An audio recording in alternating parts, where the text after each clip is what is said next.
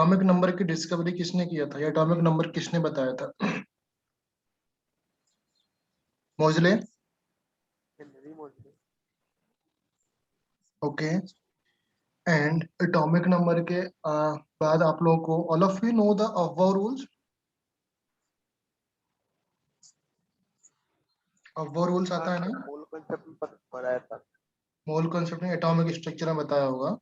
The above rules like that. अगर आपको above rule याद करना है तो उसके लिए एक सिंपल सा ट्रिक होता है, that is school school public school. क्या बोलते हैं? School school public school, right? School school public school, फिर से पब्लिक स्कूल। बेसिकली मैं क्या कर रहा हूँ, रिपीट कर रहा हूँ।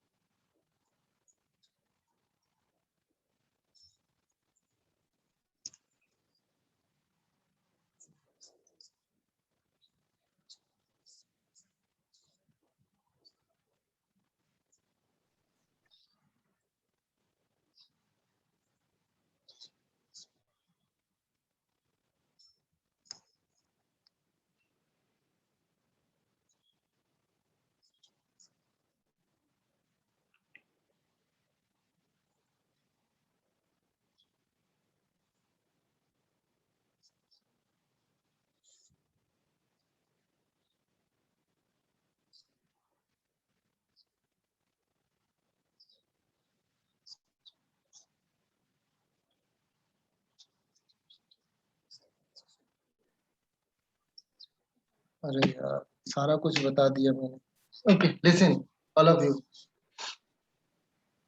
फिर से माइक म्यूट था। ओके। अबव रूल से मैं आपको सिर्फ सिंपल इतना बता रहा था, that is modern period table से मैं आपको अबव रूल समझा रहा था। अबव रूल के अकॉर्डिंग किस तरीके से हम लोग एटॉमिक नंबर बना, एटॉमिक नंबर के अकॉर्डिंग हम लोग इलेक्ट्रॉनिक कन्फिग्रेशन बनाते हैं, एंड देन इलेक्ट्रॉनिक कन्फिग्रेशन के थ्रू हम लोग किस तरीके से क्लासिफाइड करके ग्रुप और पीरियड्स निकालते हैं। ओके, तो उसको मैं आपको रिवाइज करा रहा हूँ। ओके, सो बेसिकली क्लासिफाई इसमें अबव रूल से मैंने बोला school, that means school. Okay, that means public, that means daily, that means first.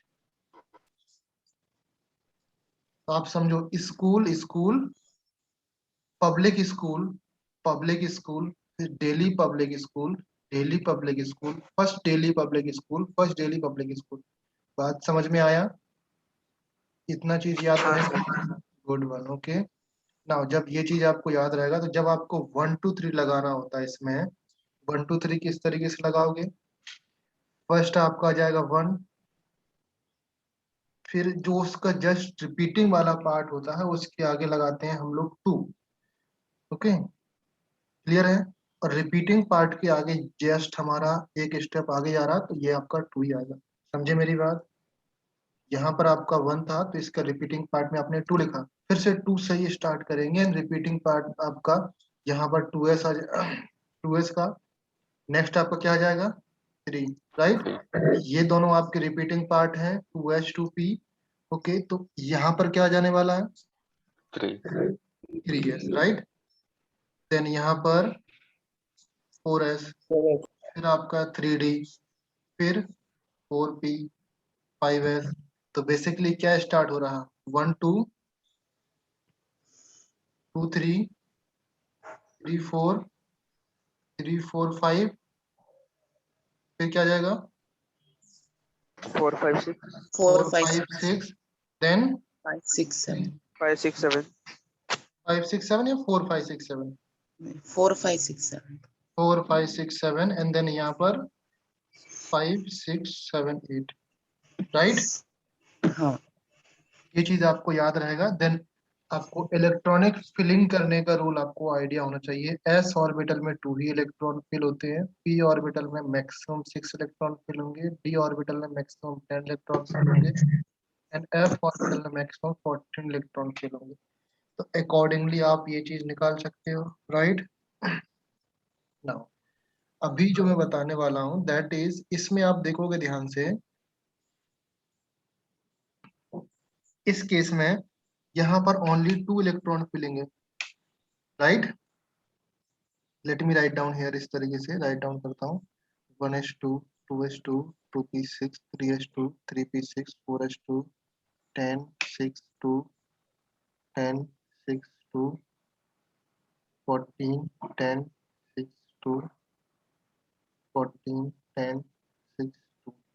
Okay, so all of you know that अगर हम लोग को ग्रुप निकालना होता है, सॉरी पीरियड निकालना होता है, उस केस में आपके पास एक एफ एन फॉर्मूला होता है। Can you tell me the final formula क्या होता है? F n is equal to n plus one +1 upon 2 the whole square into 2. Square into square into two. Very good. When n is odd, right.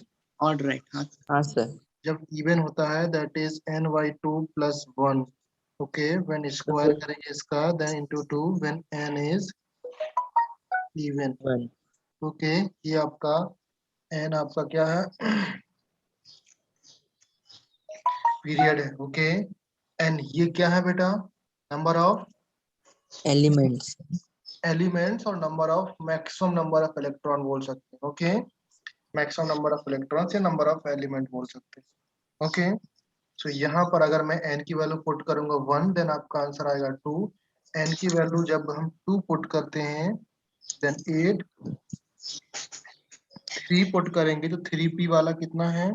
3p में कितना है यहाँ पर? यहाँ से यहाँ तक 8 है, एंड 10 ये आपका है, तो टोटल 18 हो गए 3 में, या 8 निकाल के यहाँ पर आप 18 कर सकते हो। ओके, तो इस तरीके से इलेक्ट्रॉन फिलिंग का रूल आगे निकलता है, राइट। yes sir. ओके, ना हमने कुछ एस ब्लॉक के एलिमेंट्स देखे थे। एस ब्लॉक के एलिमेंट्स किस तरीके से याद करते हैं? एस ब्लॉक एलिमेंट्स अगर मैं बोलूँ आपके सामने, all of you listen, the S block elements, right, क्या होता है? Hydrogen, lithium, लीना की potassium. रब से रिया फरियाद, राइट। हाँ, देन बेटा मांगे का सर। बाप रगड़े. नेक्स्ट वन फिर आपका आता है पी ब्लॉक। इसके मिडिल में बेटा होते हैं डी ब्लॉक के एलिमेंट्स। ओके,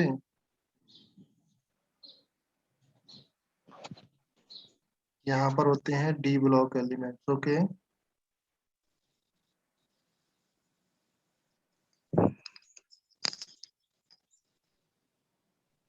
यहाँ से होता है starting P block element. P block element को अगर हम बोले सबसे पहले आता है बोरॉन, राइट। हाँ, बोरॉन के बाद बैगन, आलू, गाजर, इन, थैला. Good one.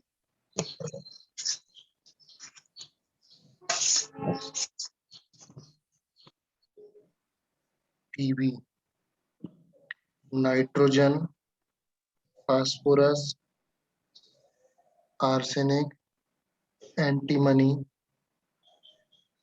बिस्मिथ, फिर ऑक्सीजन, क्लोरीन, ऑक्सीजन के बाद सल्फर, सेलेनियम, टीई, पीओ, फिर होता है F C L, B are,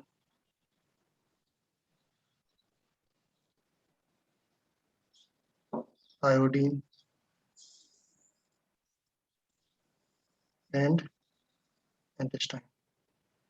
फिर आपका हीलियम, नियॉन, नियोन, फिर आपका argon, krypton, xenon, xenon, radon. Now tell me, इसका क्या आपने रूल बनाया था? कुछ बनाया था? नहीं बनाया था? ओसे देखो, कॉपी करना आता है ना, कॉपी करना, नकल करना जिसको हिंदी में बोलते हैं, राइट? हाँ सर, टीपना समझते हो? टीपना हाँ सर। क्या होता है? टीपना चीटिंग करना। चीटिंग करना। हिंदी में लिख रहा हूँ मैं, ये टीपना होता है या टीपो, चीटिंग करना होता है। ओके, तो इसका रूल होता है उससे, यहाँ से यहाँ तक उससे होता है, ये टीपो होता है।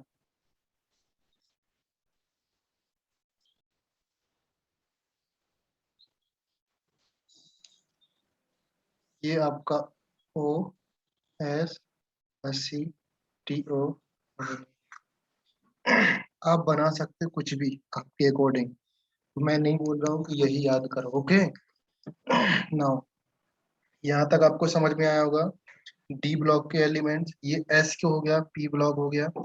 फिर आपने ध्यान दिया होगा, नीचे आपकी दो रोज रहती हैं, राइट? किसी भी periodic टेबल्स में नीचे आपकी टू रोज रहती हैं। ओके, उन टू रोज में कोई बता पाएगा उनका नाम क्या रहता है? Lanthanides और actinides। ओके, एटॉमिक नंबर कहाँ से कहाँ तक स्टार्ट होता है? 57 से 57 to 102, तक 57 to 71, 71। 71, very good. And actinium, ये actinoid 89 to 10. 89 to 10. 10, 3. 3, very good. Okay, total कितने एलिमेंट होते हैं?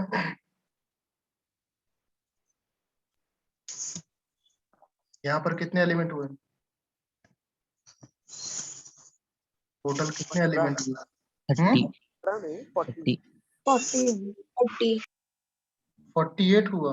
इस सीरीज में कितने एलिमेंट हुए फर्स्ट वन में? 71 से 57 माइनस करो, कितना आ रहा है? 4, 14. 14। गुड, यहाँ पर भी आपके 40। ओके, सो ये चीज आपको समझ में आया। नाउ एटॉमिक नंबर भी आपको आता होगा। अच्छा, एटॉमिक नंबर आपको निकालना बताया सर ने, all of you? Atomic number का एक्सेप्शन वगैरह जो एक्सेप्शंस होते हैं। अच्छा चलिए, कुछ एटॉमिक नंबर जेड का हम लोग निकाल के देखते हैं। फॉर एग्जांपल जेड का हम लोग 27 करते हैं, फिर जेड हम लोग 29 पे चलेंगे। एटॉमिक नंबर क्या बनेगा? 1s1 डायरेक्टली फाइनल बता सकते हैं आप। 4s2 argon, 4s2 3d7, 7। Okay, now if Z is equal to 29 होगा, देन आपका, अच्छा 28 बताओ पहले। 4s2 4s to 3d8, 3D8. 29 वाला बताओ। 4s2 3D9. 3d9। 30 वाला बताओ। 4s2 3d10, right? हाँ। ये करेक्ट है क्या? ये वाला एटॉमिक नंबर रॉन्ग है आपका, ये इलेक्ट्रॉनिक कन्फिगरेशन, राइट? आइडिया है या नहीं है? हाँ sir. Good.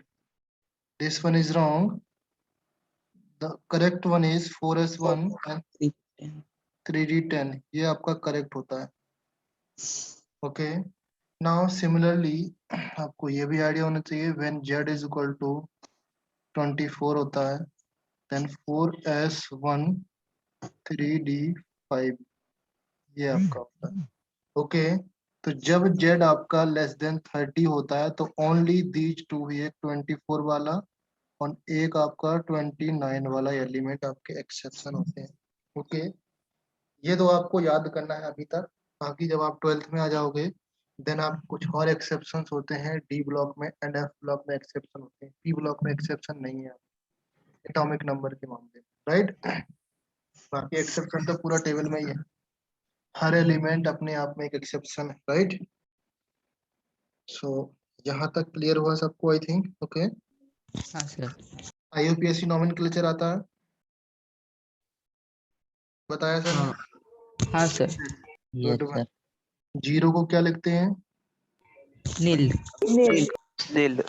1 un un 2 bi bi bi. Bi 3 tri bi. Tri 4 quad quad 5 pent pent 6 hex hex 7 sept sept 8 oct. Oct 9 enn. Enn 10 dec dec unnil 10 को कुछ नहीं आ जाएगा, ओके। 9 तक ही होगा ना, जब आपके जो एलिमेंट्स आते हैं लाइक 101 102 110 इस तरीके से एलिमेंट आएंगे तो उनके नाम आप लगा सकते हैं, राइट। जैसे फॉर एग्जांपल आपका 135 है तो 1 के लिए क्या आ जाएगा आपका UN, 3 के लिए आपका ट्राई आ जाएगा, 5 के लिए आपका पेंट आ जाएगा, पेंट और IUM UIM आपको ऐड IUM नहीं होता है, ओके। IUM आप ऐड कर दोगे तो आपका क्या जाएगा? अनट्राइपेंटियम, ओके। हाँ, यस सर। और इसका अगर सिंबल लिखना है तो फर्स्ट आपका 1 के लिए आपका U, इसके लिए T, एंड 5 के लिए आपका UTP आपका इसका सिंबल हो जाएगा, ओके। ये आपका IUPAC नोमेनक्लेचर है, क्लियर है? नाउ कुछ आपके हाँ सर। रूल्स अगर हम बात करें जो टिपिकल एलिमेंट्स होते हैं, फॉर एग्जांपल 2 3 ग्रुप पीरियड्स के जो एलिमेंट होते हैं टिपिकल एलिमेंट्स होते हैं। ब्रिज एलिमेंट कौन से? पीरियड 3 के जो एलिमेंट्स होते हैं that is called bridge element, okay. ये सारी चीजें आपको लिखा होगा। अच्छा, हाईएस्ट मेल्टिंग पॉइंट अगर मैं बात करूं तो किसका होता है among the metals? Tungsten tungsten सबसे ज्यादा डेंसिटी किसकी होती है? Iridium. Osmium and iridium yes, osmium and iridium, very good. तो ये कुछ बेसिक पॉइंट है, ओके। अच्छा, all of you know that जो आपके S ब्लॉक और P ब्लॉक के एलिमेंट्स होते हैं, हमें डायगोनल रिलेशनशिप होता है, राइट? हाँ सर। गुड। Yes sir. ये बहुत ही खतरनाक होता है डायगोनल रिलेशनशिप। जब आप 11th के लास्ट में आओगे या 12th स्टार्टिंग में, ये मैं पढ़ाऊंगा आप लोगों को डायगोनल रिलेशनशिप क्या होता है, इसका रिलेशन इसके साथ होता है, राइट? हाँ हाँ हाँ सर। ओके। एंड सोडियम आपका कैल्शियम की जैसा प्रॉपर्टी शो करेगा। मेजरली यहाँ पर तो फर्क नहीं पड़ता है, जो डायगोनल रिलेशनशिप होगा ना वो सिर्फ इस एलिमेंट में फर्क पड़ता है जिसके लिए मैं बना रहा हूँ, सिर्फ लिथियम और मैग्नीशियम के लिए आपको फर्क पड़ता है। सिमिलरली बेरिलियम का जो होगा दैट इज, बेरिलियम का जो डायगोनल रिलेशनशिप होगा ये एल्यूमिनियम के साथ होगा, हाँ सिर्फ यही एलिमेंट अफेक्ट करेगा। और जो आपका बोरोन है नेक्स्ट वन, बोरोन का इसके साथ अफेक्ट करेगा, राइट? हाँ तो यही 3 एलिमेंट्स होते हैं जो थोड़ा सा अलग तरीके से बिहेव करेंगे, जिनको हम लोग देखेंगे। ये आपका अलग बिहेव करेगा, ये आपका अलग बिहेव करेगा, ये आपका अलग करेगा, ये आपका अलग करेगा। बेसिकली क्या होता है, लिथियम की कुछ प्रॉपर्टीज मैग्नीशियम के साथ मैच करेगी, राइट? बाकी प्रॉपर्टीज तो इनके साथ मैच कर ही रही है, बट कुछ प्रॉपर्टीज मैग्नीशियम के साथ मैच करेगी। हालांकि बाकी सोडियम, पोटेशियम, रुबिडियम और सीजियम, फ्रांसियम की प्रॉपर्टीज मैग्नीशियम से मैच नहीं करेगी। सिर्फ लिथियम की कुछ प्रॉपर्टीज होंगी जो मैग्नीशियम के साथ मैच करेंगी, समझे? जैसे मैं एग्जांपल बोलूँ आपके सामने, लाइक फॉर एग्जांपल जो S ब्लॉक के एलिमेंट्स होते हैं, S में सिर्फ इस ब्लॉक की बात कर रहा हूँ, सोडियम वाले ब्लॉक की, ओके। तो सोडियम वाले ब्लॉक की अगर बात करें तो कोई सा भी एलिमेंट ले लो, फ्रॉम लिथियम टू, हाइड्रोजन अलग रहता है बट इसको S ब्लॉक में रखा गया, बट ये S ब्लॉक का एलिमेंट भी नहीं है, कह भी सकते हो नहीं भी कह सकते, इसको बाद में बताएंगे आप लोग को, ओके। तो लिथियम टू अगर हाइड्रोजन एंड फ्रांसियम, इन दोनों एलिमेंट को हम लोग अलग करके चलते हैं, बिकॉज ये रेडियो एक्टिव एलिमेंट होता है और ये आपका नॉन मेटल है। ओके, हाइड्रोजन, तो इसको हम लोग अलग करके चलते हैं। सिर्फ यहाँ से लेकर के यहाँ तक के एलिमेंट को हम लोग S block element, purely S block element हम लोग बोलते हैं। तो लिथियम से लेकर के सीजियम तक अगर इनकी रिएक्शन हम लोग एयर के साथ कराते हैं, एयर समझते हो? Yes, sir. हाँ सर। एयर मीन्स ऑक्सीजन है, नाइट्रोजन है, इन सब गैसों के साथ कराते हैं। तो लिथियम ऑक्सीजन के साथ रिएक्शन करके ओनली लिथियम ऑक्साइड बनाता है, राइट? हाँ ओके। एंड जो सोडियम होता है ना, सोडियम आपका रिएक्शन करके ऑक्सीजन के साथ रिएक्शन करके आपका क्या बनाता है? Sodium. Sodium oxide plus sodium peroxide बनाता है। समझ गए? अगर लिमिटेड ऑफ एयर, जब बात आए लिमिटेड की, मींस कि लिमिटेड सप्लाई ऑफ ऑक्सीजन या limited presence of the limited air, तब आपका यहाँ तक रिएक्शन बनाना है। अगर लिमिटेड नहीं है, एक्सेस एयर है, तब आपका फाइनल प्रोडक्ट ये बन जाएगा। समझ गए? एंड बाकी पोटेशियम से लेकर के सीजियम तक जो एयर के साथ रिएक्शन होते हैं, ये आपके KO2 टाइप एलिमेंट बनाएंगे, राइट? ये तो हो गई ऑक्सीजन के साथ रिएक्शन। खास बात ये है जो मैं बोल रहा हूँ कि जो इसकी रिएक्शन होती है लिथियम की, लिथियम ही एक ऐसा एलिमेंट है जो नाइट्रोजन के साथ रिएक्शन शो कर देता है। नाइट्रोजन के साथ रिएक्शन शो करेगा तो Li3n बनाता है, राइट? और बाकी कोई भी एलिमेंट, चाहे वो सोडियम हो, चाहे पोटेशियम हो, चाहे रुबिडियम हो, चाहे सीजियम हो, नाइट्रोजन के साथ रिएक्शन ही नहीं करते। समझे बात को? कोई भी element, in fact sodium, potassium, rubidium, caesium nitrogen के साथ रिएक्शन नहीं करते हैं। समझ गए? तो आप बताओ ये लिथियम ही क्यों किया? लिथियम इसलिए किया बिकॉज मैग्नीशियम कर जाता है ना, मैग्नीशियम का नाइट्रोजन के साथ रिएक्शन आपका हो जाता है और आपका कंपाउंड बनता है Mg3n2। अच्छा, ये कंपाउंड इस तरीके से क्यों बनता है, आपको आइडिया है?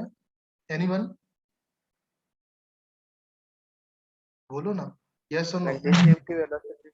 यस, वैलेंसी के थ्रू बनता है। वैलेंसी देखेंगे, मैग्नीशियम का वैलेंसी आपका 2 रहता है एंड नाइट्रोजन का वैलेंसी नॉर्मली 3 रहता है। इनका क्रॉस मल्टीप्लाइड करेंगे, आपका Mg3n2 प्रोडक्ट बनेगा। वैलेंसी के थ्रू बनता है। सेम ये वैलेंसी के थ्रू बनेगा आपका। समझ में आया? तो लिथियम ऐसा रिएक्शन क्यों शो किया? बिकॉज मैग्नीशियम शो करता है। समझ में आया पॉइंट को? पॉइंट क्लियर हुआ कि नहीं? हाँ sir. Good one. Now same अगर हम बात करें हम लोग बेरिलियम की, तो बेरिलियम की भी कुछ रिएक्शंस ऐसी होती हैं जो बाकी ग्रुप शो नहीं करता, बट एल्यूमिनियम जैसा शो करता है वो बेरिलियम शो करने लगता है। समझे? क्लियर है? तो सेम रिएक्शन यहाँ पर बोरॉन की होती है जो सिलिकॉन के जैसा बिहेव करता है। तो मैंने ये नहीं बोला कि सिर्फ नाइट्रोजन के साथ रिएक्शन, कुछ रिएक्शंस, कुछ में बहुत सारा रिएक्शंस आती है। ओके, मैंने एक छोटा सा एग्जांपल दिया नाइट्रोजन वाला आपके सामने, इस तरीके से होता है। ओके, तो बाकी रिएक्शन अलग अलग प्रॉपर्टीज शो करती है। क्लियर है? नाउ आई होप आपको स्क्रीनिंग इफेक्ट समझ में आया होगा। हाँ सर। हाँ सर। क्या क्या होता है स्क्रीनिंग इफेक्ट या शील्डिंग इफेक्ट? एनीवन, कोई भी बता दो बेटा। Reduction in total nuclear charge due to presence of other electrons. Okay, very good. देखो बेसिकली क्या होता है, इफेक्टिव न्यूक्लियर चार्ज या सॉरी स्क्रीनिंग इफेक्ट या शील्डिंग इफेक्ट। आपके सामने ये क्या है? न्यूक्लियस। ओके, ध्यान से समझना, ये तो न्यूक्लियस हो गया। नाउ ये न्यूक्लियस के, ये आपका एक सेल है, सेकंड सेल, थर्ड सेल, ये आपका सेल बना हुआ। न्यूक्लियर चार्ज में रिडक्शन कैसे होता है, कोई बताएगा?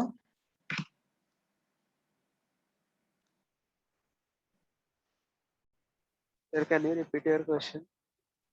न्यूक्लियर चार्ज में आपने बोला reduction in the nuclear charge, तो न्यूक्लियर चार्ज में रिडक्शन किस तरीके से होगा? I am telling you how to find the reduction in the nuclear Total charge. nuclear charge minus shielding constant. Okay, basically अगर मैं एक सपोज एक ऐसा बंदा है या लड़का है जिसको कुछ समझ नहीं आता और आपको उसको मैं समझाऊं कि ये इस तरीके से इफेक्ट क्या होता है, उसके लिए सोचो ये आपका पॉजिटिव चार्ज रहता है ना, अगर कभी भूल जाए आपको तो ये आपका पॉजिटिव चार्ज रहता है न्यूक्लियस, राइट। हाँ सर। यहाँ पर आपका इलेक्ट्रॉन रहता है, इलेक्ट्रॉन के ऊपर नेगेटिव चार्ज रहता है। तो जब भी यहाँ पर आपका एक सेल इंट्रोड्यूस होता है, सेल कौन सा इंट्रोड्यूस होगा, सेकंड। सेकंड सेल या थर्ड सेल या फोर्थ सेल, मींस यहाँ पर पी आ जाएगा या डी आ जाएगा। बेसिकली डी और एफ में आपका होता है ये शील्डिंग इफेक्ट ज्यादा। यहाँ पर बहुत सारे इलेक्ट्रॉन्स होते हैं, यहाँ पर डी और एफ में बहुत सारे इलेक्ट्रॉन्स होते हैं ना, 10 to 14 इलेक्ट्रॉन्स होते हैं ना, हाँ राइट। सर। ओके, बराबर। 10 to 14 इलेक्ट्रॉन्स होने की वजह से क्या होता है कि यहाँ पर आपके इलेक्ट्रॉन्स बहुत सारे आ जाएंगे, राइट। हाँ सर। अभी ये इलेक्ट्रॉन्स क्या करते हैं, अगर ये इलेक्ट्रॉन्स ये वाली सेल प्रेजेंट नहीं रहती है, यहाँ पर बहुत कम इलेक्ट्रॉन्स होते हैं, तो इस पॉजिटिव का इस निगेटिव के साथ अट्रैक्शन फोर्स ज्यादा लगा रहता है, राइट। बीच में ये सोचो कि एक बंदा यहाँ पर है और एक यहाँ पर है, बीच में कुछ भी नहीं है, तो क्या करते हैं ये इनके बीच अट्रैक्शन होगा। अगर बीच में एक बड़ा सा दीवार आ गया तो अट्रैक्शन कम हो जाएगा, समझे। हाँ सेम केस यहाँ पर है, इतने सारे इलेक्ट्रॉन आ गए, अब ये इलेक्ट्रॉन क्या करते हैं, रिपेल करते हैं, रिपल्सन करते हैं इस इलेक्ट्रॉन। जनरली होता क्या है, लेट से मैं बोल रहा हूँ ये आपका एस ऑर्बिटल था, ओके, कोई ये आपका कोई पी ऑर्बिटल्स आ जाता है या सेकंड से तो कोई आ गया आपका, ये जो इलेक्ट्रॉन्स होते हैं, तो एस ऑर्बिटल्स के जो इलेक्ट्रॉन्स होते हैं ये इलेक्ट्रॉन पार्टिसिपेट नहीं कर पाते हैं फिर, समझ गए। तो बेसिकली आप सोचो इसके जो जेड का है, जेड ये होता है आपका जेड, ओके, जेड का अट्रैक्शन फोर्स कम हो जाएगा, राइट। सिर्फ ये इलेक्ट्रॉन्स क्या कर रहे हैं, इसको रिपेल कर रहे हैं, समझ गए ना।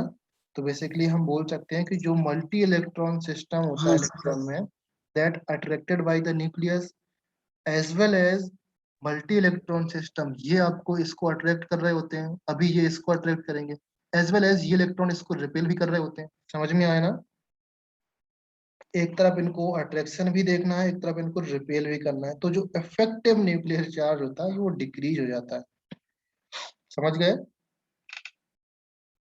इफेक्टिव न्यूक्लियर चार्ज आपका डिक्रीज हो जाता है। तो अगर हम बात करें इस तरीके से, तो जो लेट से हम बोले टोटल न्यूक्लियर चार्ज अट्रैक्शन में, ओके, टोटल न्यूक्लियर चार्ज हम लोग बोलते हैं जेड, ओके, जब ये सिस्टम आपका अप्लाई होगा तब वो इफेक्टिव न्यूक्लियर चार्ज आपका जेड स्टार हो जाएगा, ओके। तो now tell me, Z greater than होगा या जेड स्टार ग्रेटर देन होगा, Z greater than Z star. Z greater than होगा, ओके। तो ये एग्जाम में क्वेश्चन आता है जेड और जेड स्टार में कौन सा ग्रेटर देन है, कौन बड़ा रहता है, तो ये एग्जाम में क्वेश्चन आता है। एक पॉइंट तो यहाँ पर क्लियर हो गया। नाउ कितना ग्रेटर देन रहता है, उसी को बोलते हैं स्क्रीनिंग कांस्टेंट और शील्डिंग कांस्टेंट। ये पॉइंट आपको यहाँ तक समझ में आया। सेकंड पॉइंट ये होता है Z star is equal to Z minus sigma and that sigma is called screening constant और शील्डिंग कांस्टेंट, समझ में आया। हाँ, ओके, yes sir. ये जैसे ही आप फर्स्ट ईयर में जाओगे, मैं जेई की बात कर रहा हूँ, नीट का मुझे आइडिया नहीं है बिकॉज मैं नीट में नहीं था, मैं जेई में था। ओके, फर्स्ट ईयर में आप किसी भी कॉलेज में जाओगे, आई होप मुझे एनआईटी और आईआईटी का आइडिया है बिकॉज मैं आईआईटी में पढ़ा हूँ, तो मुझे आईआईटी का आइडिया है।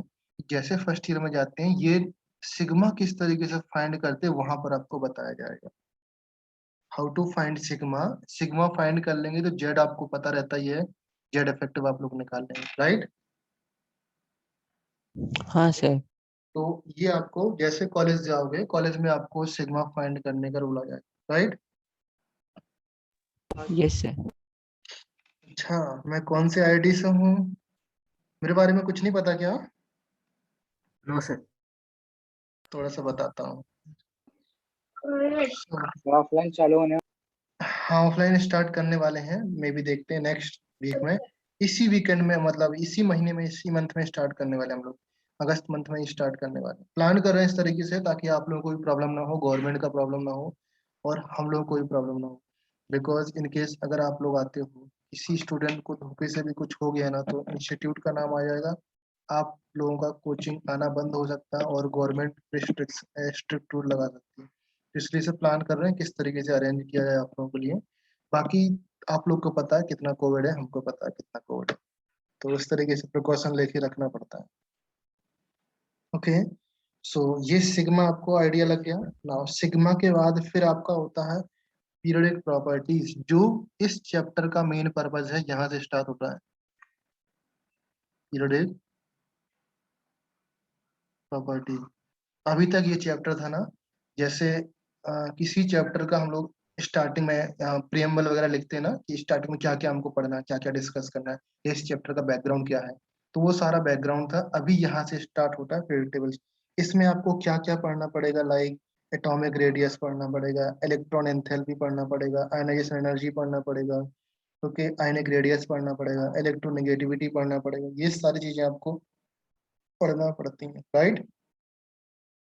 तो डायरेक्टली हम लोग एटॉमिक रेडियस पे जाते हैं। या फिर आपको जो फोर्स वगैरह होते हैं, इंटरमॉलिकुलर फोर्सेस वगैरह होते हैं, वो थोड़ा सा एक्सप्लेन कर देता हूँ मैं। इंटरमॉलिकुलर फोर्सेस में आपके 3 टाइप के फोर्सेस आते हैं। 3 और 4 कितने टाइप के फोर्सेस होते हैं? 4. 4. Number 1 Dipole dipole interaction. Dipole, Dipole. dipole dipole interaction. Dipole. Number 2 Induced dipole induced. Induced dipolar dipole. Number 3 Under forces. Number 4 Dipole, non-dipole. Ion dipole interaction, right. ये सारे फोर्सेस होते हैं। नाउ ये सारे forces that is part of Ion dipole. Ion dipole. Okay, did you know that wonder वाल forces? Yes. What, sir? Wonder वाल forces,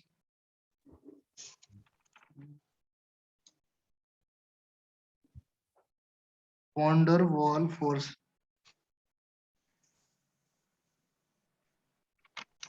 नहीं जानते हो? नहीं सर. वंडर वॉल फोर्सेस नहीं बताया सर ने? सर नहीं, सिर्फ इतना बताया कि ये टाइप से Dipole forces. Yes, these are the all type of van der Waals forces. जो इंटरमॉलिक्यूलर फोर्सेस होते हैं ना, ये वंडर वॉल फोर्स के ही टाइप होते हैं, समझे। बेसिकली हम लोग एक ब्रॉड कैटेगरी में बोल देते हैं कि ये वंडर वॉल फोर्सेस हैं। अगर वंडर वॉल फोर्सेस के अंदर जाएंगे तो वो आपको पता लगाना पड़ेगा कि डाइपोल डाइपोल, एलडीएफ, आईडीएफ, ये सारी चीजें, समझे। हाँ. ओके, तो यहाँ पर आप लोग डिटेल्स में पढ़ रहे हो ये सारी चीजें। एक चैप्टर और आएगा that is called chemical bonding. उस चैप्टर में भी इन सब के बारे में फिर से डिस्कशन होगा, बट इन दोनों चैप्टर के अलावा पूरी केमिस्ट्री में कहीं पर ज्यादा डिस्कशन नहीं होगा। फिर डायरेक्टली बात आएगी डायरेक्टली वंडर वॉल फोर्सेस।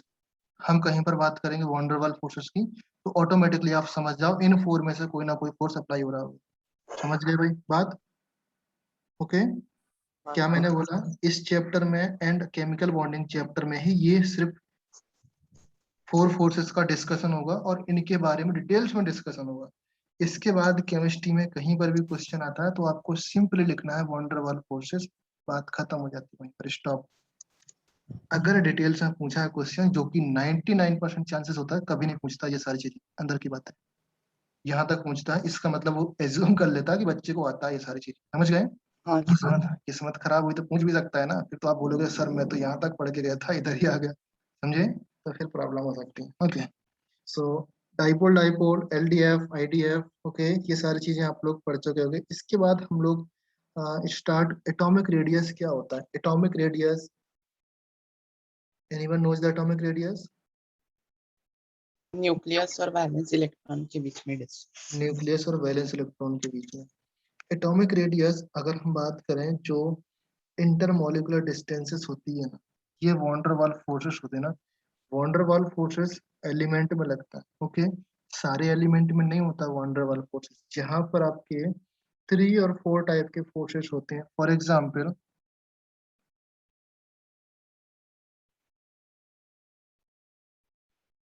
इस चैप्टर का यूज आपका जब हम लोग एस ब्लॉक,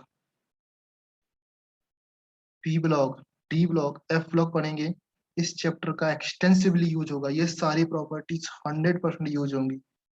ओके, और अगर हम बात करें पीरियडिक टेबल की, सॉरी केमिकल बॉन्डिंग की, तो केमिकल बॉन्डिंग में सिर्फ आपके ये फोर्सेस वगैरह आएंगे और थोड़ा सा पार्ट आपका आयनिक रेडियस और मॉलिक्यूलर रेडियस का पार्ट आएगा, थोड़ा सा पार्ट होगा केमिकल बॉन्डिंग में। अदरवाइज वो कम्प्लीटली डिफरेंट चैप्टर है, वहां पर आपको बॉन्डिंग के बारे में पढ़ा जाता है।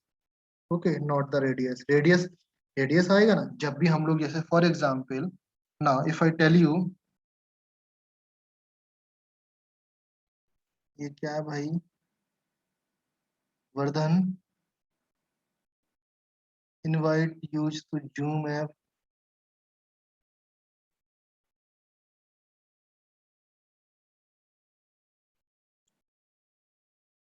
चलो देखो, अगर कोई बॉन्ड बनता है यहाँ पर, सोचो लेट से एक कंपाउंड एक्स है, ये किसी भी दूसरे एलिमेंट, सॉरी एक एलिमेंट एक्स है आपका, किसी दूसरे एलिमेंट के साथ कंबाइंड हो रहा है, तो कंबाइंड होने के लिए 3 टाइप की कैटेगरीज होती हैं, 3 और बेसिकली हम 4 बोल सकते हैं, बट मेजरली आपकी 3 है। कोई एलिमेंट किसी दूसरे एलिमेंट के साथ कंबाइंड होना है उसको, तो वो 3 तरीके से, फर्स्ट आपका क्या बना सकता है, आयनिक बॉन्ड, सेकंड आपका कोवैलेंट बॉन्ड, कोवेलेंट बॉन्ड बना सकता है, एंड थर्ड आपका मेटालिक बॉन्ड, मेटेलिक बॉन्ड बना सकता है। फोर्थ वन इसका ही पार्ट है, लेट से मैं 2 का ए पार्ट कर देता हूँ, ये 2 का ए पार्ट है, that is called coordinate bond, right. तो बेसिकली 4 टाइप के हो जाते हैं, बट कैटेगरी आपकी 3 रहती है। कोवेलेंट बॉन्ड के अंदर में ये आपका कोऑर्डिनेट बॉन्ड आता है, बट इसको कंप्लीटली डिफरेंट तरीके से डिस्कस करते हैं हम लोग।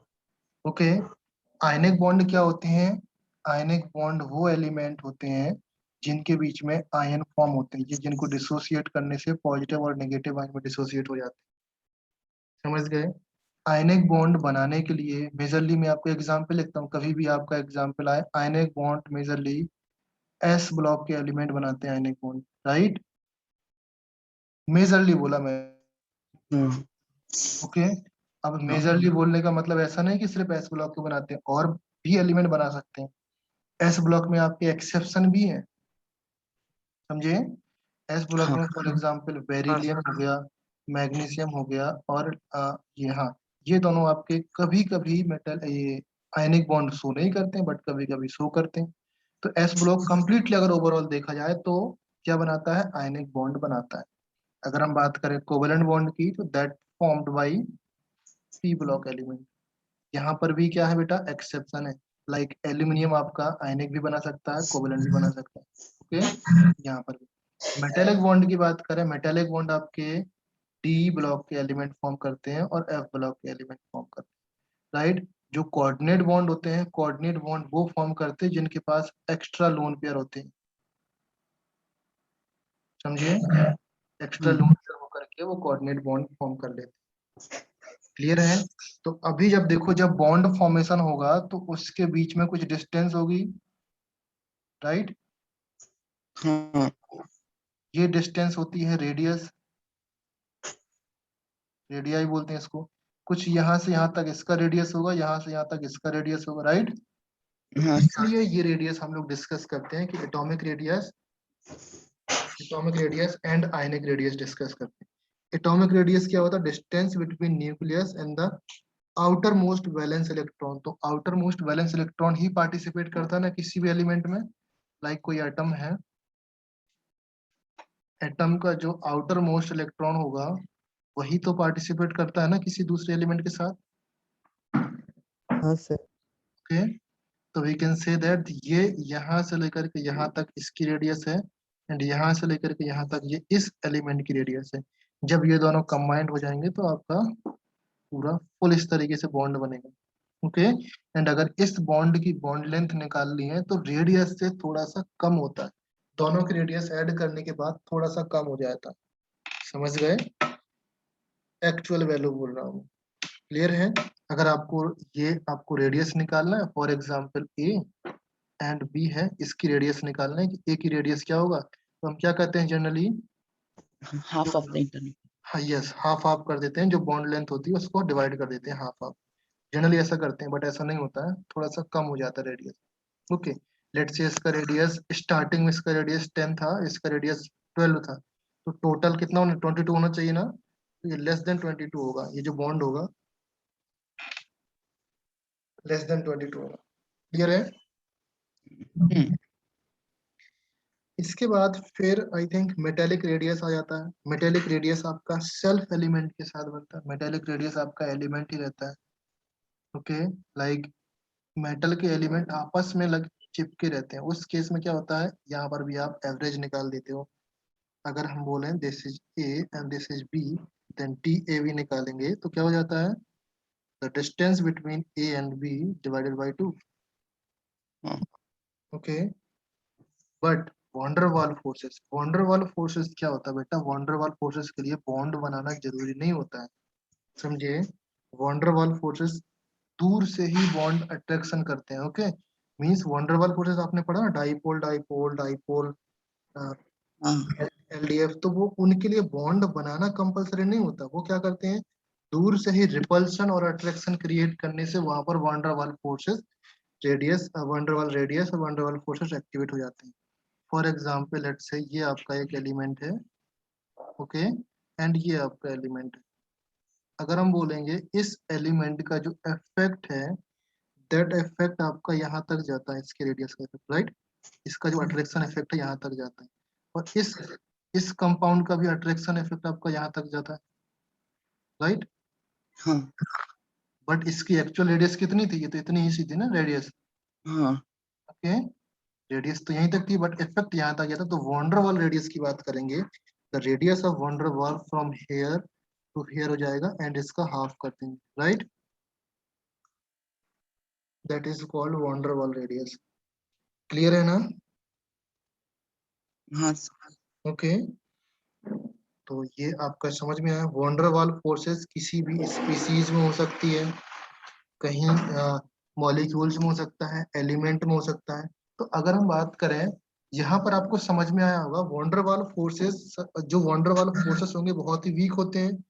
वीक होने की वजह से अट्रैक्शन कम होगा, इसका मतलब रेडियस सबसे ज्यादा होगा। किसी हाँ, अगर सिंगल स्पीसीज के बारे में डिस्कस करेंगे तो वॉन्डरवाल रेडियस आपकी, जो वॉन्डरवाल रेडियस होगी सबसे ज्यादा होगी। इसके हाँ, बाद जो रेडियस आएगी दैट इज मेटेलिक रेडियस, हाँ, and then covalent radius, right. ये हाँ, आपका ऑर्डर होगा, इस ऑर्डर को आपको लर्न करना है, metallic radius and covalent radius, ये ऑर्डर आपको याद करना है, सर बहुत ही पर अभी important। तक सर ने मेटेलिक और कोवेलेंट रेडियस नहीं सिखाई। क्या क्या, मेटेलिक को कोवेलेंट नहीं बताया? नहीं बताया सर। नहीं, मैं बताता हूँ, कोई दिक्कत नहीं, सर ने नहीं बताया ना तो सर बताएंगे, बट मैंने आपको बताया ना कि मेटेलिक कोवेलेंट किस तरीके से होता है। वॉन्डरवाल फोर्सेस तो ऑलवेज सबसे ज्यादा होगा, राइट। ओके, मेटेलिक और कोवेलेंट सर फिर से डिस्कस करेंगे, आप लोग समझ लेना, वहां पर बता दिया जाएगा। ओके, क्लियर है? नाउ एक और थोड़ा सा आप लोग को बताता हूँ मैं। सोचो, कभी डबल बॉन्ड बना देखा किसी भी एलिमेंट का, डबल बॉन्ड, हाँ, single carbon, bond, double yes, bond and triple, triple और बॉन्ड। अभी सोचो, लेट से कोई एलिमेंट ले लेते हैं हम, कार्बन के पास देखा होगा तो कार्बन ले लेते हैं, कार्बन सिंगल बॉन्ड कार्बन। अभी इन दोनों के बीच में एक सिंगल बॉन्ड लगा हुआ है, तो क्या अट्रैक्शन कम होगा या ज्यादा होगा? कम होगा ऑब्वियसली। कम हाँ, होगा। कम होगा ना। यही कार्बन आपके डबल बॉन्ड से अटैच्ड है। अभी अट्रैक्शन बोलो, ज्यादा होगा या कम होगा? ज्यादा होगा। ज्यादा होगा, थोड़ा सा फील कर पा रहे होगे। यहाँ पर आपका कार्बन ट्रिपल बॉन्ड से अटैच्ड है, अट्रैक्शन और भी ज्यादा होगा। हाँ, ओके, सो ये कंक्लूजन निकला कि single bond is always greater than this the double bond and always greater than to triple bond. ये कंक्लूजन आप लोग याद करके रखना। किसी भी एलिमेंट के लिए होता है ये। समझ गए? कहीं पर ट्रिपल बॉन्ड बना और वही एलिमेंट कहीं पर सिंगल बॉन्ड बनाता है तो उसकी लेंथ ज्यादा होगी in compare to that single triple bond, right.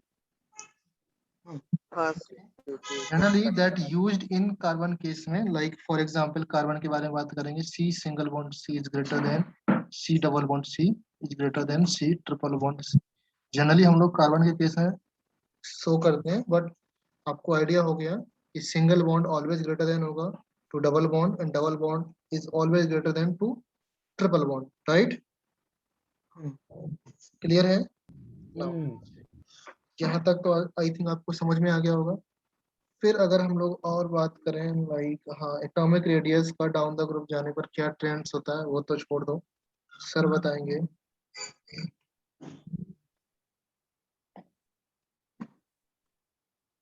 Do you know the ionisation energy? हाँ, हाँ, आयनाइजेशन एनर्जी जानते हो? सुना है। सुना है, ओके। Ionisation, do you know ion?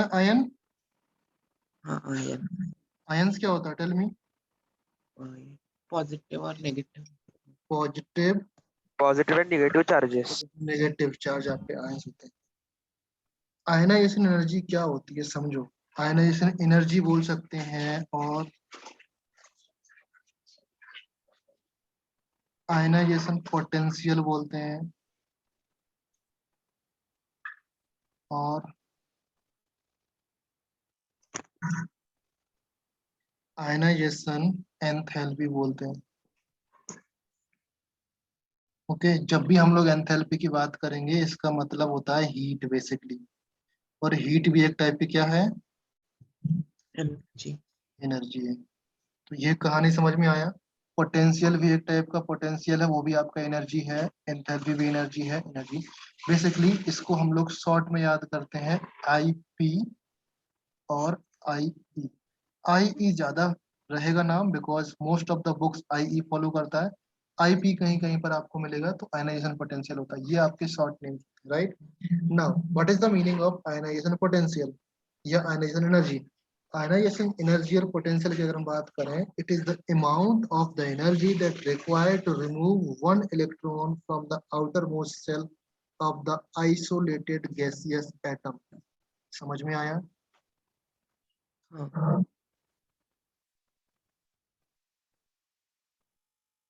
Isolated gaseous atom से वन इलेक्ट्रॉन रिमूव करना from outer most shell. Okay, जितना एनर्जी की रिक्वायरमेंट होती है,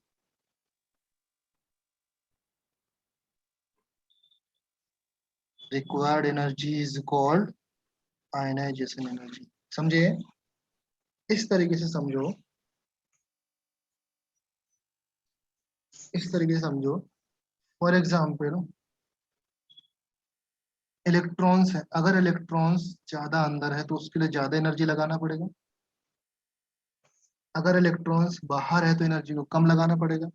फॉर एग्जाम्पल लेट से यहाँ पर एक सिंगल इलेक्ट्रॉन्स है, तो इसको बाहर निकालने के लिए एनर्जी कम होगी, जरूरत पड़ेगी। चलो एक एग्जाम्पल, रियल एग्जाम्पल लेते हैं हम आपको। ओके, पहले ये समझ लो कि इस तरीके से होते हैं। Yes, why it defined for gaseous atom. Listen, gaseous atom के लिए इसलिए डिफाइन है बिकॉज जब हम कोई सॉलिड चीज लेते हैं ना, लेट से हम एलिमेंट लेते हैं ए लेते हैं, ए आपका सॉलिड एलिमेंट है। उस सॉलिड एलिमेंट को हीट करके तो आप आयंस निकाल नहीं सकते ना। जब सॉलिड एलिमेंट को हीट करेंगे तो आयंस तभी निकलेगा जब ये आपका लिक्विड और गैसियस फॉर्म में जाएगा, राइट। समझ में आया? हाँ तो सर। फिर अच्छा, ये आपको आइडिया होना चाहिए ना कि अगर कोई आपका एलिमेंट है, सॉलिड है, सॉलिड से उसको हीट करेंगे तो लिक्विड में जाएगा। हाँ, लिक्विड से लेट से हम लोग हीट करेंगे तो आपका लिक्विड में जाएगा, लिक्विड से फिर वो गैसियस में जाएगा ना। हाँ, इस गैसियस एटम से आपको इलेक्ट्रॉन्स निकालना पड़ेगा ना। यहाँ से इलेक्ट्रॉन नहीं निकलते ना लिक्विड फॉर्म से। किसी भी चीज को चाहे लिक्विड हो सॉलिड हो, अगर उसको हीट करते हैं आप लोग, इलेक्ट्रॉन्स निकालना है ना। इलेक्ट्रॉन्स निकालने के लिए आपको एनर्जी देना पड़ेगा ना।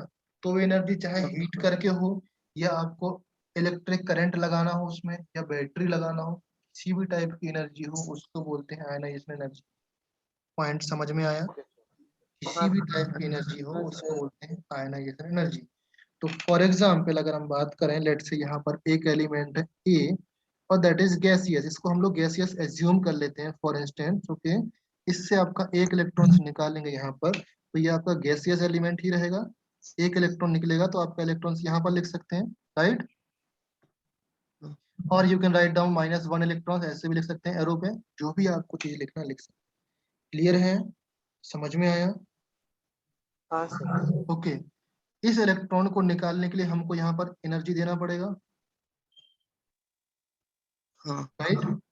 ये एनर्जी यहाँ पर देना पड़ेगा। तो अगर हम एनर्जी आपको दे रहे हैं यहाँ पर, तो ये कौन से टाइप की रिएक्शंस हो गई, एंडोथर्मिक या एक्सोथर्मिक? Endotherm endothermic. कैसे एंडोथर्मिक? क्योंकि इसमें हीट एनर्जी या दिया है फिर ना हीट हमने। कंज्यूम हो रही है, प्रोड्यूस नहीं हो रही। यस, हाँ एनर्जी कंज्यूम हो रही है। एनर्जी कंज्यूम हो रही है, इसका मतलब डेल्टा एच आपका पॉजिटिव है। हाँ डेल्टा एच आपका पॉजिटिव है ना। हाँ ये जो साइन होता है उसको हम लोग डेल्टा एच का साइन लेते हैं। तो जब डेल्टा एच आपका पॉजिटिव होता है that is endothermic. Okay, whenever comes delta H negative that is exothermic। आप इस तरीके से समझो, क्या मैं यही सेम रिएक्शन को shall we write down इस तरीके से, एक गैसियस एटम्स है उसको हीट कर रहे हैं हम लोग, आपका एक गैस पॉजिटिव बन रहा है plus electron minus of Q, right? हाँ लिख सकते हैं ना। इस केस में आपका डेल्टा एच निकालेंगे तो क्या आ जाएगा, नेगेटिव नहीं पहुंच। पॉजिटिव। क्यों? आप अभी इस तरफ से डेल्टा एच निकाल तब भी पॉजिटिव आया ना आपको। अगर यहाँ देखेंगे तो यहाँ पर वही साइन लेते हैं, इस तरफ डेल्टा एच देखेंगे तो साइन अपोजिट करते हैं। बात समझ में आया? अगर मैं इससे डेल्टा एच निकालूंगा तो साइन मुझे अपोजिट करना पड़ेगा। ओके, और अगर मैं यहाँ पर निकालता हूँ तो सेम साइन मुझे रखना पड़ेगा, जो साइन था वही साइन। ओके, तो अल्टीमेटली आपका डेल्टा एच पॉजिटिव आया ना दोनों केस में। डेल्टा एच पॉजिटिव आया ना, that is called enthalpy change. इसी डेल्टा एच को बोलते हैं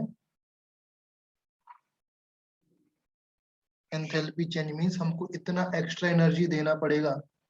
जब इतना एक्स्ट्रा एनर्जी देंगे तब जाके हमारा 1 इलेक्ट्रॉन्स बाहर निकलेगा। समझ में आया?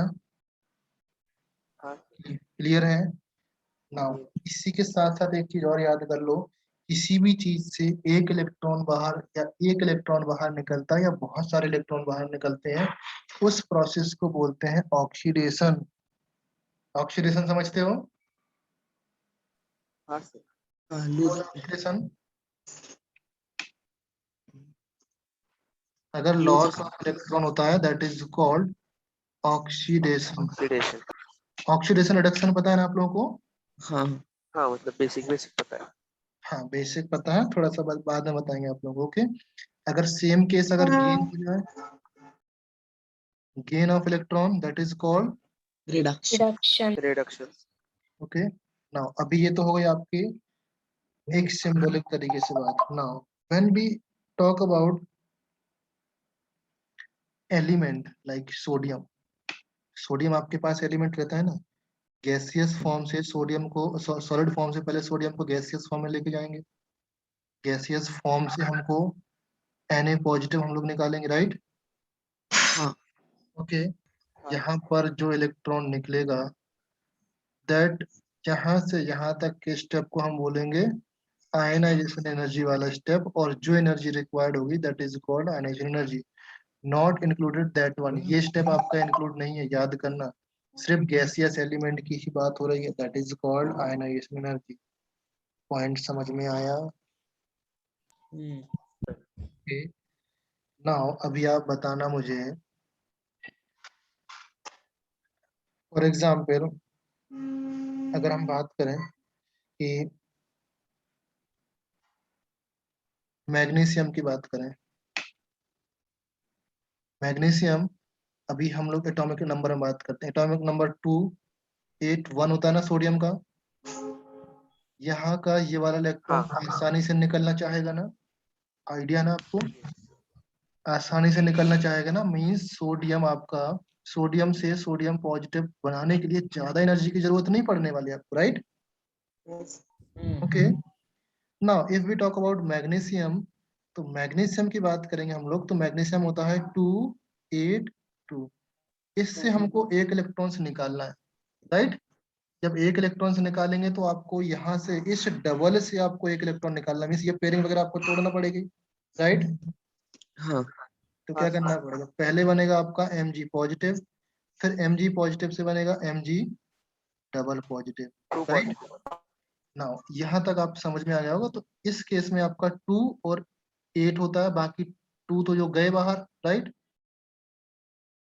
हाँ नाउ सर। अभी आप बताओ, क्या यहाँ से मैं एक इलेक्ट्रॉन और निकाल सकता हूँ? नहीं। तो यहाँ पर 2 7 बनेगा और Mg प्लस 3 बनेगा। समझ में आया? बन सकता है क्या? बन सकता है? नहीं बन सकता? नहीं बनेगा। नहीं बनेगा। Very good. देखो क्यों नहीं बनेगा, हम बताते हैं। पहली बात ये सोचो, यहाँ पर आपका 1s1 था, राइट, एंड यहाँ पर 1s2 था। ये आपका सिंगल इलेक्ट्रॉन था, ये सिंगल इलेक्ट्रॉन निकलने की टेंडेंसी में था, ये निकल सकता था। यहाँ पर ये दोनों इलेक्ट्रॉन्स क्या थे, पेयर थे, कपल थे। बोलेंगे तुम जाएगा तो मैं भी जाऊंगा, ओके, नहीं तो नहीं जाएंगे दोनों लोग। ऐसे होता ना, मरेंगे तो साथ में मरेंगे, नहीं तो नहीं मरेंगे। तो ये इलेक्ट्रॉन्स निकलेगा, ये फर्स्ट आयनाइजेशन पोटेंशियल ज्यादा होगा बेटा। फर्स्ट इलेक्ट्रॉन्स को निकालने के लिए आपको ज्यादा एनर्जी की रिक्वायरमेंट होगी। सेकेंड इलेक्ट्रॉन्स, अगर दोनों इलेक्ट्रॉन्स निकालेंगे तो ओवरऑल रिक्वायरमेंट आपकी कम हो जाएगी, but not less then in दोनों की। मीन्स ये वाला आयनाइजेशन पोटेंशियल ज्यादा होगा, ये वाला भी आपका काफी ज्यादा हो सकता है, बट ये वाला इलेक्ट्रॉन पोटेंशियल बहुत बहुत बहुत ज्यादा होगा। बात समझ में आई आपको? ओके, बिकॉज ये ऑलरेडी स्टेबल हो गया आपका 287 में, 287 आपका फिर से अनस्टेबल हो गया, तो ये स्टेबल वाला पार्ट होगा ही नहीं, ये पॉसिबल ही नहीं है। पॉसिबल होगा, कर सकते हो आप लोग, बट आपको बहुत एनर्जी देना पड़ेगा। समझ में आया? जैसे सेम केस हम लोग एल्यूमिनियम के केस में कर सकते हैं। एल्यूमिनियम से अगर हम लोग एक इलेक्ट्रॉन निकालते हैं, लेट से एल्यूमिनियम पॉजिटिव बनाया, तो ये 283 था, यहाँ पर कितना बचा, 282 बचा, राइट, प्लस ऑफ इलेक्ट्रॉन्स। तो इसको हम लिख सकते हैं ionisation energy 1 means first step, right. Clear है ना? नाउ सेकेंड, अगर हम बात करें, यहीं से हम लोग बात करें, इससे आपका एक इलेक्ट्रॉन और निकालना है, दैट इज Al+2 बनेगा, इसका 2 8 1 आ जाएगा, एंड इस स्टेप में आपका that is plus of electrons आ जाएगा, and that is called ionisation energy step 2, right. इसी से आपको निकालना है Al+3 बनाया, दैट इज कॉल्ड 2 8 बन गया, एंड आयनाइजेशन एनर्जी 3। फिर से आपने फोर्थ इलेक्ट्रॉन निकाल लिया, एल्यूमिनियम+4 बनाया, दैट इज 2 7 बन गया, दैट इज आयनाइजेशन एनर्जी 4। अगर पॉसिबल नहीं होगा, एग्जाम में ऐसा करके देंगे वो आपको, समझे? एग्जाम में ऐसा करके देंगे, फिर आपसे बोला जाएगा कि ऑर्डर बताओ आयनाइजेशन एनर्जी का। तो अगर हम बोलेंगे आयनाइजेशन एनर्जी का जो फोर्थ वन कंपाउंड है, that is far far far greater than ionisation energy third, समझ गए? तो ओवरऑल ऑर्डर क्या हो जाएगा, IE1 सबसे कम होगा, फिर IE2 उससे बड़ा होगा, फिर उससे ज्यादा होगा थोड़ा सा IE3, एंड ये सबसे ज्यादा बड़ा होगा IE4। समझ में आया बात को ऑल ऑफ यू? ये एग्जाम में क्वेश्चंस पूछे जाते हैं इस तरीके से, आयनाइजेशन पोटेंशियल है क्या, आयनाइजेशन एनर्जी है क्या। All of you clear? ये आपका स्टेबल कॉन्फ़िगरेशन बन गया ना, इसके आगे पॉसिबल नहीं हो पाएगा। ओके, आपका आयनाइजेशन पोटेंशियल हो गया। सेम आयनाइजेशन पोटेंशियल को अफेक्ट करने के लिए जो आपका जेड स्टार होता है, स्क्रीनिंग इफेक्ट होता है, वो इसी आयनाइजेशन पोटेंशियल को अफेक्ट करता है। समझे? समझे? अभी सोचो किस तरीके से अफेक्ट करेगा जेड स्टार और आयनाइजेशन पोटेंशियल। किसी का स्क्रीनिंग इफेक्ट कम होगा, अगर स्क्रीनिंग इफेक्ट या शील्डिंग इफेक्ट कम होगा तो आयनाइजेशन पोटेंशियल ज्यादा होगा या कम होगा? ज्यादा, कैसे? वो ज्यादा एनर्जी। यस। अभी सोचो स्क्रीनिंग इफेक्ट क्या होता है, स्क्रीनिंग इफेक्ट मींस ये वाले इलेक्ट्रॉन्स को ज्यादा तरीके से खींचना अपनी तरफ, राइट। हाँ, अगर स्क्रीनिंग इफेक्ट कम होगा मतलब ये खींच नहीं रहा होगा, इसका मतलब ये वाला इलेक्ट्रॉन आसानी से निकलना चाहेगा, टेंडेंसी रखेगा इलेक्ट्रॉन की निकलने की। अगर स्क्रीनिंग इफेक्ट ज्यादा है, स्क्रीनिंग इफेक्ट ज्यादा का मतलब ये लास्ट वाला इलेक्ट्रॉन्स इसके तरफ ज्यादा खींच रहा है, ओके, इसका मतलब ये इलेक्ट्रॉन्स नहीं निकल पा रहा। तो basically we can say that जो आयनाइजेशन एनर्जी है that is inversely proportional to screening effect. अगर स्क्रीनिंग इफेक्ट ज्यादा है, सॉरी मैंने उल्टा बोल दिया क्या, स्क्रीनिंग इफेक्ट ज्यादा है तो आयनाइजेशन पोटेंशियल आपका कम होगा। फिर से समझ लो, ये आपका इलेक्ट्रॉन, ये आपका न्यूक्लियस है, यहाँ पर आपके इस तरीके से इलेक्ट्रॉन रहते हैं। स्क्रीनिंग इफेक्ट ज्यादा होने का मतलब क्या होगा,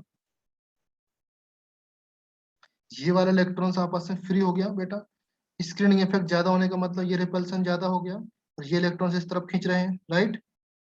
तो यहाँ से लेकर यहाँ तक स्क्रीनिंग इफेक्ट ज्यादा हो गया तो ये इलेक्ट्रॉन्स फ्री टू मूव हो गया, मतलब फ्री है मूव करने के लिए। तो स्क्रीनिंग इफेक्ट ज्यादा होने से आयनाइजेशन एनर्जी होती है वो आपकी इंक्रीज हो जाएगी। Okay sir. ओके, सो यहाँ तक समझ में आया। नेक्स्ट अगर हम बात करें फिर आपका और कौन सा एनर्जी आता है, आयनाइजेशन एनर्जी हो गया, इसके बाद हाँ आई थिंक कुछ नहीं है, फिर तो ये चैप्टर ऑलमोस्ट खत्म हो जाता। हाँ, इलेक्ट्रोनेगेटिविटी के बारे में सोच लो। इलेक्ट्रोनेगेटिविटी आइडिया है आपको? सुना है टेंथ में थोड़ा थोड़ा थोड़ा। Electronegativity and electron affinity. Electronegativity और इलेक्ट्रॉन एफिनिटी दोनों ऑलमोस्ट सेम रहती है, बस थोड़ा सा डिफरेंस रहता है। डिफरेंस क्या है, इलेक्ट्रोनेगेटिविटी, इसको इलेक्ट्रॉन एफिनिटी को हम लोग एक वर्ड और बोलते हैं, इलेक्ट्रॉन गेन एफिनिटी। अभी आप समझ पा रहे होगे, या इलेक्ट्रॉन गेन एफिनिटी नहीं होता, एंथैल्पी होता है।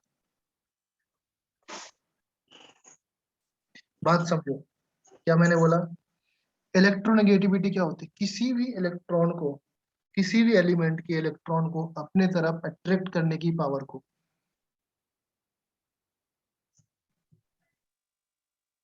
अट्रैक्ट करना, अट्रैक्ट करने की पावर को, सिर्फ मैंने बोला बस मुझे उसका इलेक्ट्रॉन चाहिए यार, सपने में सोच रहा है उसका इलेक्ट्रॉन चाहिए और उसके पास पावर भी है खींचने की, तो वो अपने तरफ इलेक्ट्रॉन खींच भी लेगा, बट क्या है वो इलेक्ट्रॉन रख नहीं सकता, ये उसकी टेंडेंसी होती है।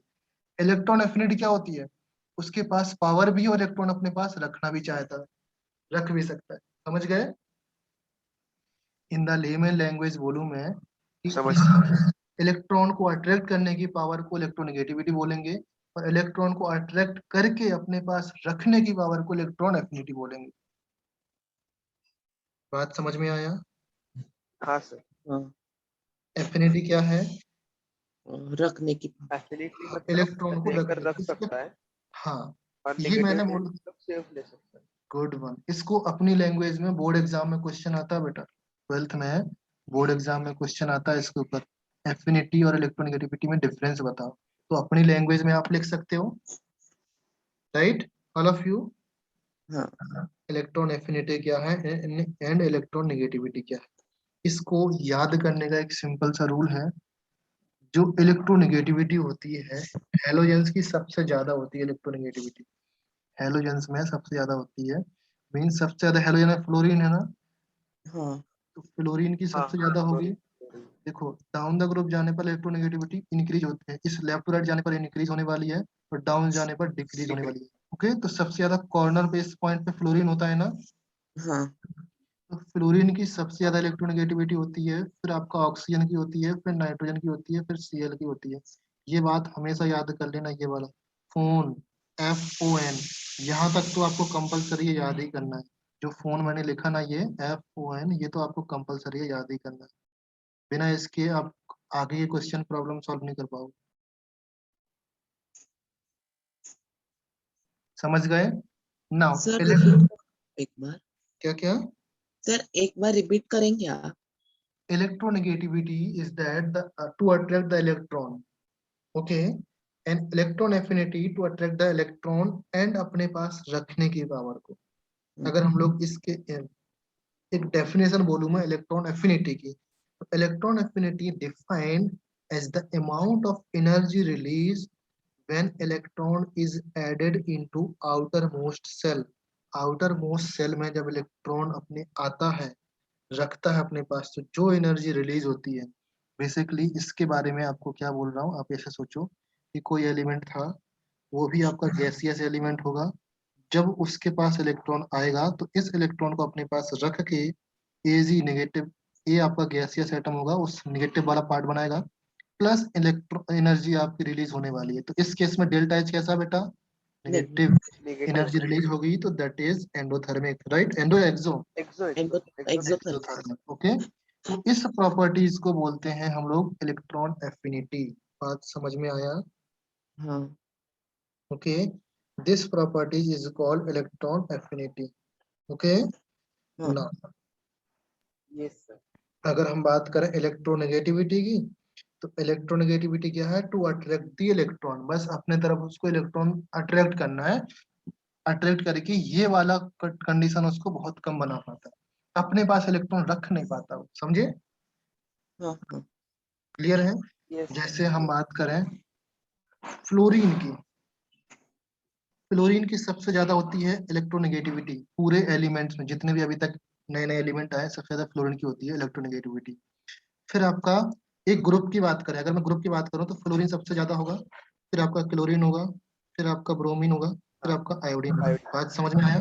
Yes sir. ओके, अगर मैं इस तरीके से बात करूं, दैट इज ऑक्सीजन होगा, फिर आपका नाइट्रोजन होगा, इस तरीके से आपकी बढ़ती आती है। और ये इतना जितने को मैं बॉक्स बनाता हूँ, ये चीज आपको याद करना है। इसका रूल मैंने ऊपर लिख दिया, राइट? हाँ ओके, नाउ एफिनिटी का रूल ऑलमोस्ट सेम होता है, एफिनिटी का रूल, बट क्या होता है कि अगर आपने एफिनिटी का रूल सेम रहता है, बट थोड़ा सा इसमें चेंज आता है। इस वाले में चेंज क्या आता है, जो आपका क्लोरीन रहता है ना, क्लोरीन नीचे आ जाता है, फ्लोरीन टॉप पे हो जाता है, क्लोरीन टॉप पे हो जाता है, एंड आपका ब्रोमीन आएगा, फिर आपका आयोडीन आएगा। बात समझ में आया? ऐसा क्यों होता है? देखो, एक्चुअली में आइडियली तो फ्लोरीन को टॉप पे रहना चाहिए इलेक्ट्रोनेगेटिविटी में, इलेक्ट्रॉन एफिनिटी में, राइट? हाँ क्यों होता है? देखो, जब फ्लोरीन होता है ना, तो फ्लोरीन के पास रहते हैं लोन पेयर। लोन पेयर समझते हो? हाँ कितने नॉन लोन पेयर बॉन्ड। रहते हैं?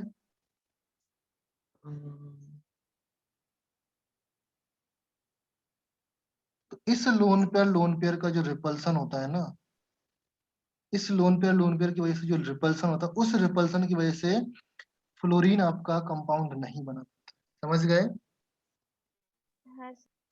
जो लोन पेयर यहाँ पर रिपल्सन होता है ना, उसकी वजह से ये कंपाउंड नहीं बना पाता है। ओके, क्लोरीन के पास भी रिपल्सन होता है, बट क्लोरीन की साइज बड़ी हो जाती है, तो रिपल्सन बहुत दूर दूर हो जाते हैं, फ्लोरीन की साइज बहुत छोटी है। तो ये रूल आपका एग्जाम में आता है, इवन आईआईटी में ये रूल कम से कम 3 to 4 टाइम्स रिपीटेड क्वेश्चन है। समझ गए? Okay sir. 3 to 4 टाइम्स मैंने बोला, रिपीटेड क्वेश्चन है, ये आईआईटी में आता है। बोर्ड में तो आता ही आता है electron affinity and electron negativity.